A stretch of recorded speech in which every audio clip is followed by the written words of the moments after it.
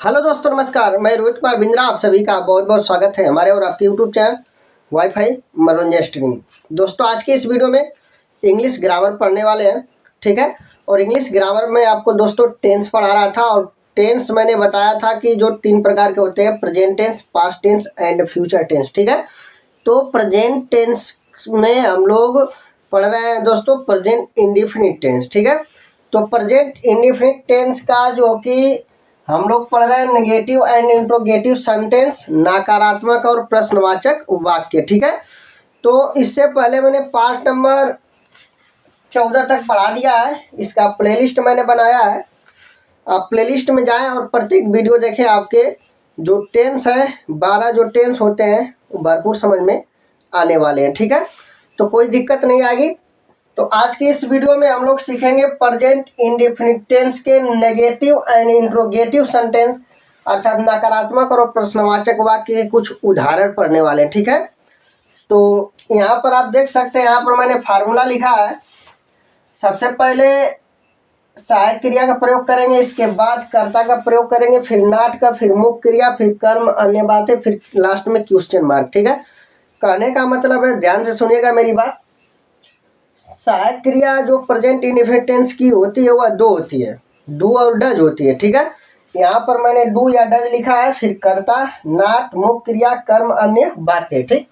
उदाहरण लेते हैं। उदाहरण नंबर फर्स्ट, ध्यान से देखिएगा। क्या तुम अपना पाठ याद नहीं करते हो, ठीक है।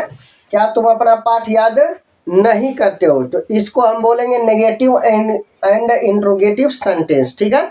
वो भी किसका है?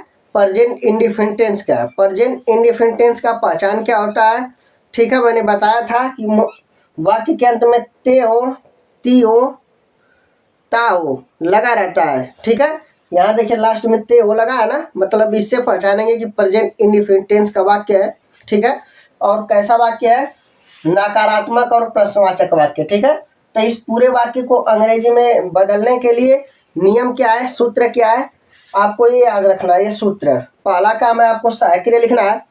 तो आपके सामने 2 सहायक क्रिया दिख रही, ठीक है। तो कोई दिक्कत नहीं है, 2 सहायक क्रिया दिख रही, तो हम क्या करेंगे, कर्ता के अनुसार सहायक क्रिया का प्रयोग करेंगे, ठीक है।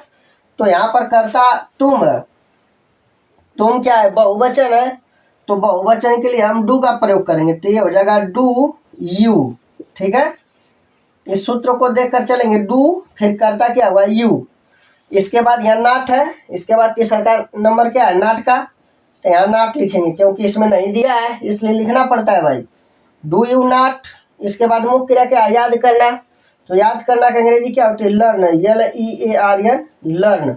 अपना पाठ है, तो याद रखिएगा अपना के लिए जो अंग्रेजी होती है कर्ता के अनुसार लिखी जाती है। किसके अनुसार लिखी जाती है? कर्ता के अनुसार।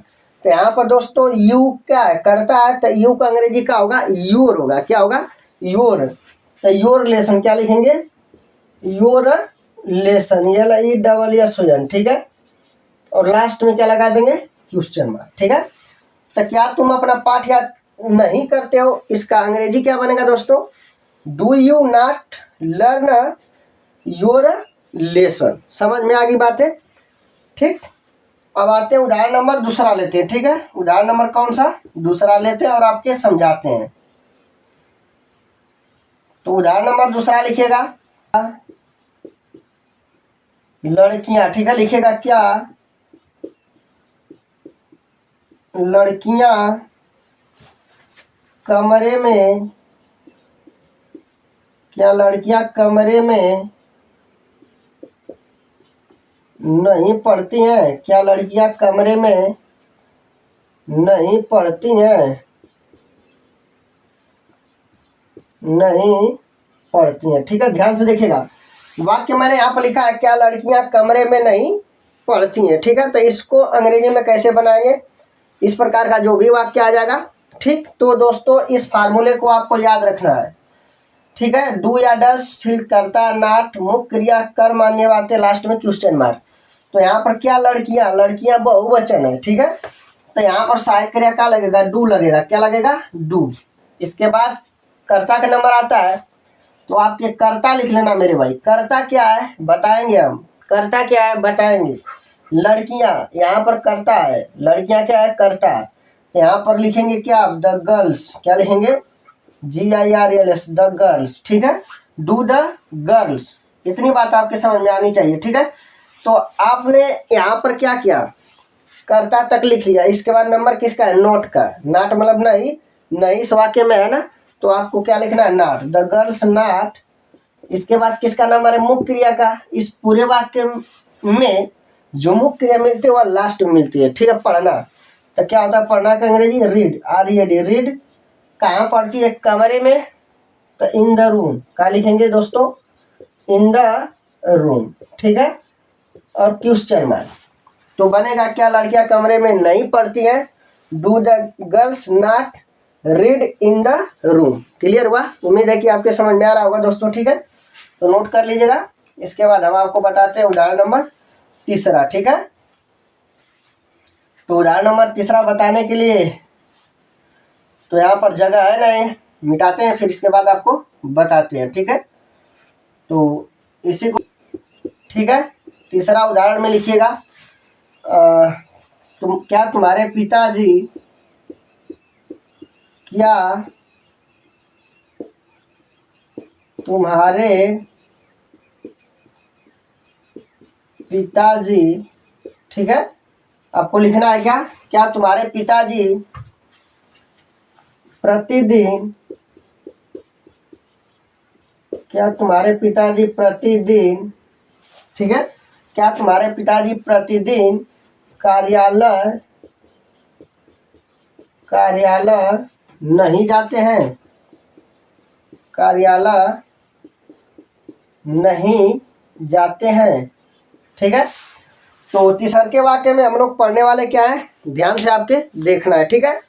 वाक्य यहाँ पर लिखा गया, क्या तुम्हारे पिताजी प्रतिदिन कार्यालय नहीं जाते हैं। तो इसको वाक्य में, सॉरी, इस वाक्य को अंग्रेजी में कैसे कन्वर्ट करेंगे अभी बताते हैं आपको, ठीक है। तो इस फार्मूले की मदद से इसको हम लोग क्या करते हैं, अंग्रेजी में बदलेंगे, ठीक। तो अभी आपके करना क्या, ध्यान से देखिएगा। यहाँ पर सबसे पहले पता करेंगे कि जो कर्ता है एक वचन है कि बहुवचन है। तुम्हारे पिताजी मतलब एक वचन कर्ता के अंतर्गत ही आएंगे, ठीक है। तो यहाँ पर एक वचन के लिए हम सहायक क्रिया किसका प्रयोग करेंगे, डज का। किसका प्रयोग करते हैं, डज का। इतनी बात आपको ध्यान रखना है, ठीक है, डज का प्रयोग करेंगे मेरे भाई। इसके बाद नंबर किसका आता है, कर्ता का। तो कर्ता क्या, इस पूरे वाक्य में तुम्हारे पिताजी कर्ता कहलाएंगे भाई। तो डज योर फादर, क्या लिखेंगे, does your father, does your father, ठीक है, डज योर फादर। इसके बाद नंबर किसका आता है, नॉट का। तो यहाँ पर आपको क्या लिखना है, नॉट लिखना है मेरे भाई। क्या लिखना है, नॉट लिखना है, इतनी बात याद रखना, ठीक है। Does your father not. इसके बाद मुख्य क्रिया क्या लेते हैं मेरे भाई, जाना, क्या है, जाना, ठीक है। तो यहाँ पर लिखेंगे क्या, go to office, go to office daily, ठीक है। तो इस पूरे वाक्य का जो अंग्रेजी में अनुवाद बनेगा, मतलब इस पूरे वाक्य को अंग्रेजी में हम क्या बताएंगे, ठीक है, ध्यान रखिएगा। Does your father not go to office daily. Clear हुआ। तो इसका बनेगा does your father not go to office daily. I hope की बात आपके समझ में आ रही होगी, ठीक। अब लेते हैं उदाहरण नंबर कौन सा, चौथा। क्या मैं एक पत्र नहीं लिखता हूं, लिखेगा क्या मैं एक पत्र नहीं लिखता हूं, ठीक है, नहीं लिखता हूं। वाक्य में यहाँ पर सबसे पहले हम पढ़ेंगे और उसके बाद आपको बताते हैं, ठीक है। ध्यान से सुनिएगा। क्या मैं एक पत्र नहीं लिखता हूं, क्या मैं एक पत्र नहीं लिखता हूं, ठीक है।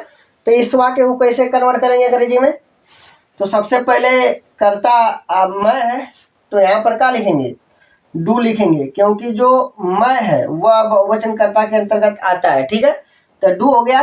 कर्ता क्या लिखेंगे, कर्ता क्या लिखेंगे मेरे भाई, आई। यहाँ पर डू आई लिखेंगे, डू आई। इसके बाद नॉट है तो नॉट लिखेंगे, डू आई नॉट इसके बाद क्या, मुख्य क्रिया लिखना, राइट। क्या होता है दोस्तों, राइट। राइट, राइट माने लिखना होता है। डू आई नॉट राइट, एक पत्र मतलब अ लेटर, क्या लिखेंगे यहाँ पर, write a letter, a letter. ठीक है, क्वेश्चन मार्क देना आप। तो क्या मैं एक पत्र नहीं लिखता हूँ, do I not write a letter. उम्मीद है कि समझ में आपके आ रहा होगा। ठीक है, इसे नोट कर लीजिएगा।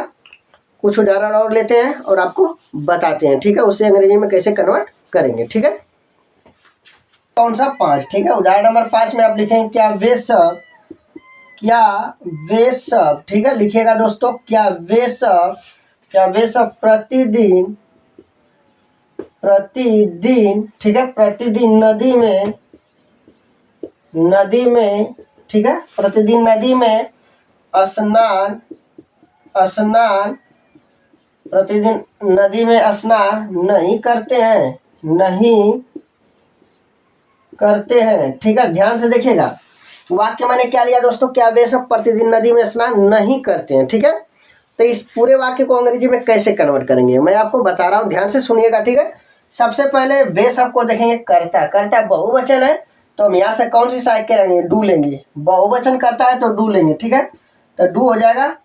इसके बाद दोस्तों क्या है, यहाँ पर कर्ता का नंबर है, कर्ता का नंबर तो वे सब, वे सब का अंग्रेजी क्या होगा, दे, डू दे। ध्यान देखिएगा, डू दे नॉट नहीं है तो नॉट लगाएंगे। इसके बाद मुख्य क्रिया, मुख्य क्रिया स्नान करना मतलब बेथ, बेथ मतलब क्या होता है, स्नान करना। ठीक है, और कहाँ, नदी में, Beth in the river, in the river. और प्रतिदिन है तो डेली लिखेंगे, क्या लिखेंगे दोस्तों, डेली। लास्ट में क्वेश्चन मार्क लगा दें। ठीक है, तो क्या वे सब प्रतिदिन नदी में स्नान नहीं करते हैं, इसका अंग्रेजी में अनुवाद बनेगा do they not Beth in the river daily. ठीक है दोस्तों, उम्मीद है कि आज का यह वीडियो आपको अच्छा लगा होगा। जय हिंद, जय भारत।